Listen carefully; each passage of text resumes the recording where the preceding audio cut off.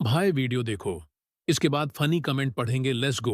एक सांप आग में जल रहा था और अपनी मौत को करीब देख रहा था। तभी रघु ने लकड़ी की छड़ी बढ़ाकर उसे बचा लिया। सांप राजकुमार ने जल्दी से छड़ी पकड़कर ऊपर चढ़ना शुरू किया। उसकी जली हुई त्वचा देखकर रघु ने तुरंत पानी निकाला और सांप के शरीर पर डालकर उसका दर्द कम किया। रघु की इस मदद के बदले में सांप ने उसे सांपों के राज्य में ले जाकर सांप राजा से मिलवाने का फैसला किया। रघु ने अपने गधे को भेड़ों की देखभाल करने को कहा और सांप के साथ चल पड़ा। घास के मैदानों और जंगलों से गुजरते हुए एक बड़े पत्थर के पास पहुंचे जो जंगल के बीचों बीच थी। चट्टान के नीचे एक छोटा सा छेद था जिसमें सांप फुर्ती से घुस गया। उसने रघु से कहा, इस चट्टान को हटाओ। रघु ने अपनी लकड़ी की छड़ी से चट्टान को खिसकाया तो वहां एक सीढ़ी दिखाई दी। सीढ़ियों से उतरते ही उसे एक चमकता हुआ सुनहरा महल दिखा जिसके दरवाजे पर दो विशाल सांप पहरा दे रहे थे। सांप के साथ रघु महल के अंदर गया जहां दीवारें हीरे, मणि और तरह तरह के रत्नों से सजी थी। तभी सांप राजा ने एक अनजान आदमी को देखा और गुस्से में अपनी पूंछ से जमीन पर प्रहार किया जिससे पूरा महल हिल गया। सांप ने जल्दी से सांप राजा को बताया कि इस आदमी ने मुझे आग से बचाया था वरना मैं मर जाता। सांप राजा का गुस्सा शांत हुआ। उसने रघु की ओर देखा और कहा, तुमने मेरे बेटे की जान बचाई है, इसलिए मैं तुम्हें दो विकल्प देता हूं। पहला, तुम दुनिया के सारे जानवरों की भाषा समझ सकते हो। दूसरा, तुम्हें अपार धन मिलेगा, लेकिन तुम केवल एक ही चुन सकते हो। रघु ने सोचा। वह बचपन से अपनी भेड़ों और कुत्ते के साथ रहा था और उसे हमेशा यह जानने की इच्छा थी कि जानवर क्या सोचते हैं। उसने कहा, मैं जानवरों की भाषा समझना चाहता हूं। सांप राजा ने रघु को 3 कदम आगे आने को कहा। फिर उसने अपनी लंबी चमकदार जीभ निकाली और रघु के चेहरे को चाट लिया। अचानक रघु को सांप राजा और सांप राजकुमार की बातचीत साफ साफ सुनाई देने लगी। वह उनकी सिस्कारियों को समझने लगा। सांप राजकुमार ने उसे चेतावनी दी, यह वरदान तुम्हारा रहस्य है। कभी किसी को न बताना कि तुम जानवरों की भाषा समझ सकते हो और न ही हमारे सांपों के राज्य का जिक्र करना। अगर तुमने ऐसा किया तो यह वरदान तुम्हारे लिए अभिशाप बन जाएगा। रघु ने सिर हिलाया और सीढ़ियों से वापस अपने गांव लौट आया। उसका जीवन पहले जैसा ही रहा। वह रोज अपनी भेड़ें चराने जाता और भैरू के साथ समय बिताता, लेकिन अब वह जानवरों की बातें सुन सकता था। एक दिन जब वह जंगल में भेड़ें चरा रहा था तो उसने पेड़ पर बैठे 2 कौवों की बातचीत सुनी। एक कौवा कह रहा था, इस पेड़ के नीचे एक बड़ा खजाना दबा है, लेकिन यह खजाना उस इंसान को कभी नहीं मिलेगा। रघु ने यह सुना तो मन उत्साह से भर गया। उसने तुरंत अपनी भेड़ों को घर ले जाकर भैरू को सौंपा और खेत के मालिक को अलविदा कह दिया। रात के अंधेरे में वह एक कुल्हाड़ी और फावड़ा लेकर उस पेड़ के पास पहुंचा और 3 फुट खोदने के बाद उसे एक बड़ा संदूक मिला जो सोने के सिक्कों और रत्नों से भरा था। कौवों की बात सच थी। रघु ने उस खजाने को घर ले जाकर छिपा दिया। उसने उस धन से जंगल के किनारे एक सुंदर मकान बनवाया, खेत खरीदे और खेती शुरू की। उसने एक सुंदर और दयालु लड़की से शादी की जिसका नाम था सुमन। उनके 2 प्यारे बच्चे हुए, एक बेटा और एक बेटी। रघु अब न केवल धनवान था।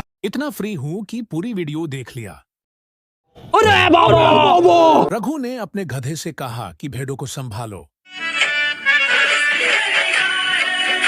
चरम पुरुष सामग्री।